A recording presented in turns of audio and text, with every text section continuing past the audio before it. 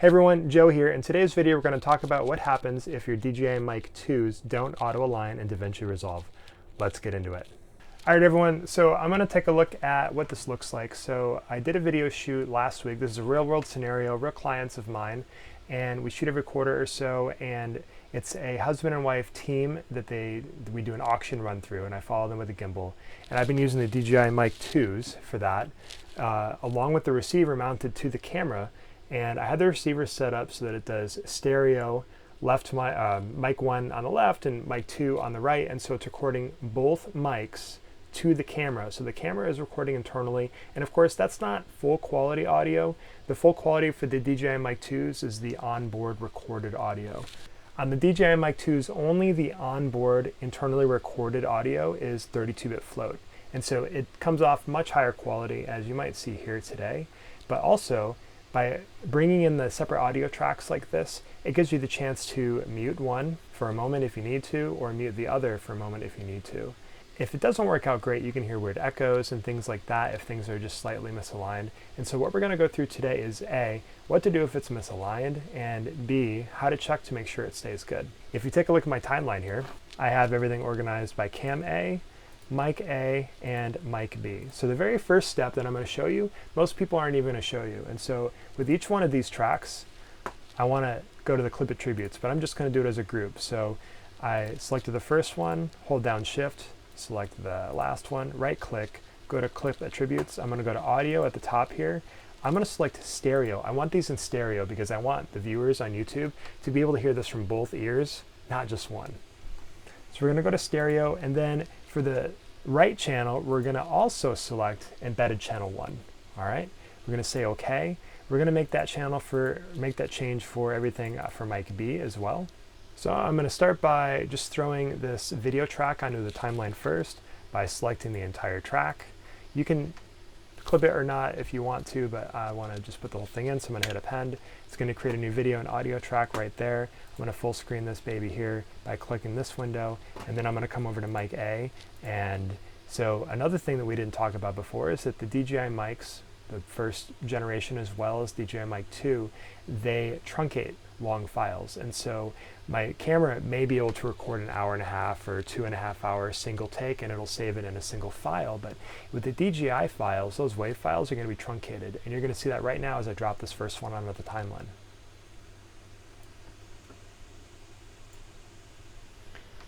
Okay, so that's not shorter than the video because we cut. It's because it actually took 2 different clips and truncated them. I'm not going to butt them together quite yet, and the reason is because I like to go all the way in to see frame by frame to make sure that they get perfectly aligned. But I need space to line up the first track when we're syncing audio, and so for right now, I'm just going to leave this over here and not mess with it. Next, we're going to pull in the audio from Mic B.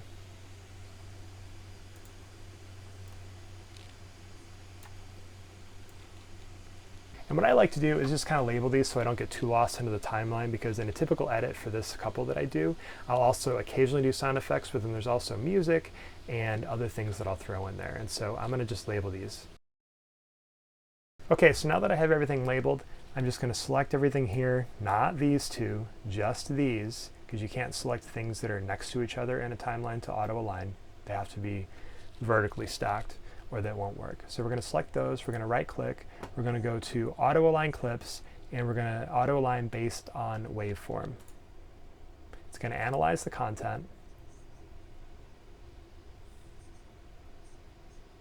and then boom. This is the problem that I was talking about. Auto sync failed, and I think that the reason that this particular one failed is because we're doing really long takes, and their mics are only being recorded on one channel of the camera and then the other channel of the camera. And so when you try to auto align, it's trying to match everything together, and it's just not going to work. Maybe a different way to do this, but I'm going to show you the way that I do it.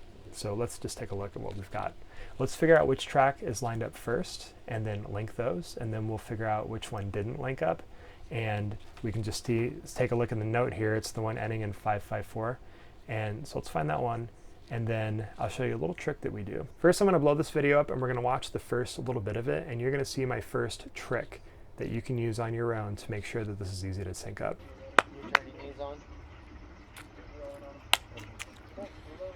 Fail. I get to get bloopers this time.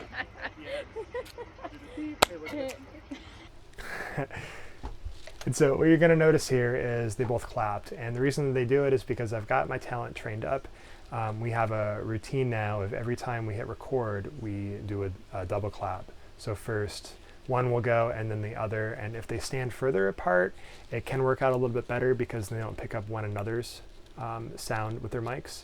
If you take a look right here, you can see where the claps are spiking in the waveform.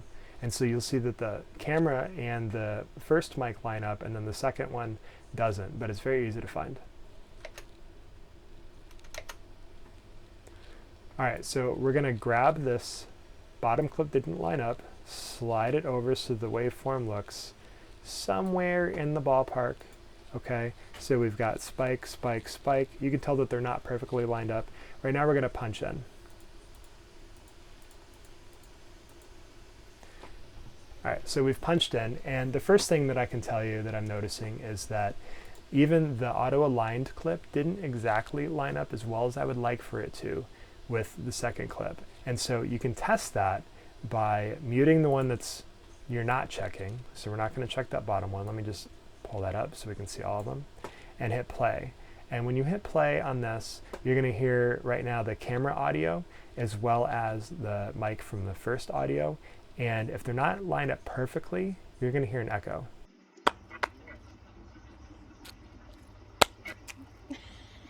Fail. Okay, so hopefully you noticed the echo, and if you didn't, then maybe they're close enoughly lined up there. Now we're going to zoom back in, and my next trick to show you is to turn off the magnet.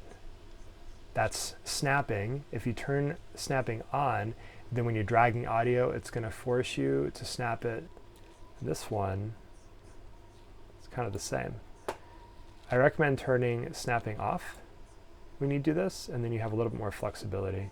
So this is as far as we can punch in. This is frame by frame, and I'm just taking a really close look here. I think we're pretty close. Yeah, I think we're pretty close. And so I'm going to link all these together, all of them, like I did before. Great. I'm going to punch back out, unmute this one, and now because we're recording here, I haven't had my headphones on. I'm going to put my headphones on and play this through for a few seconds, long enough to see if there's an echo or not. Fail.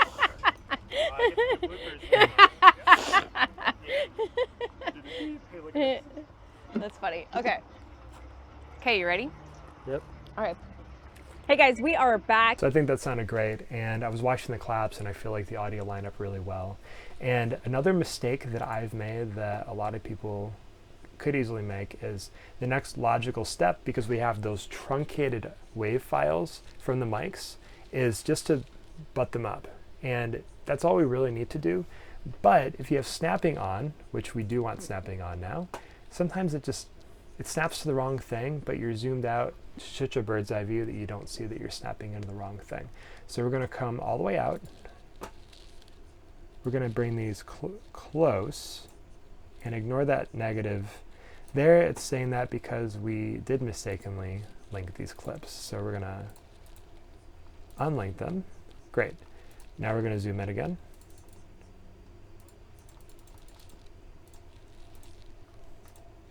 I'm going to bring it over. And you can see how easy it would be if you were zoomed out to snap there or to snap there. And if you do that, then your audio after that point will be completely off by several frames, and you won't know where you missed, because my next step is to create compound clips from all these. So let's fix where we left off. So let's go here. Oh, pardon me. Let's undo all that. Okay. I'm going to make sure that these are all stretched to their endpoint.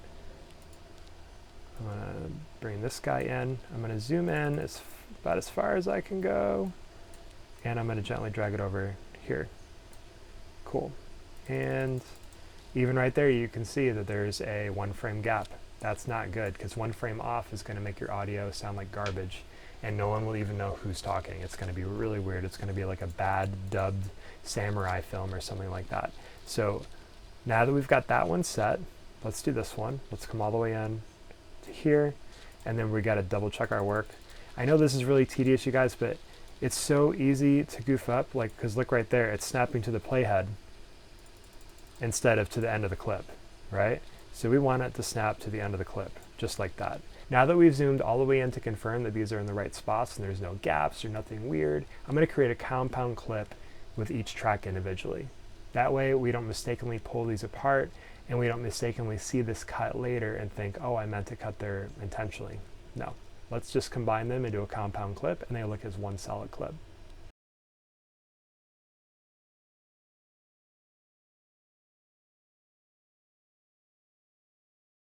All right, so my next step is going to be making sure that the camera track is muted. Now, of course, this wasn't a reference mic on the camera. It was the actual DJI receiver plugged into the camera. And we just don't want to use that audio. It doesn't sound quite as clean. And it's also subject to interference or transmission issues.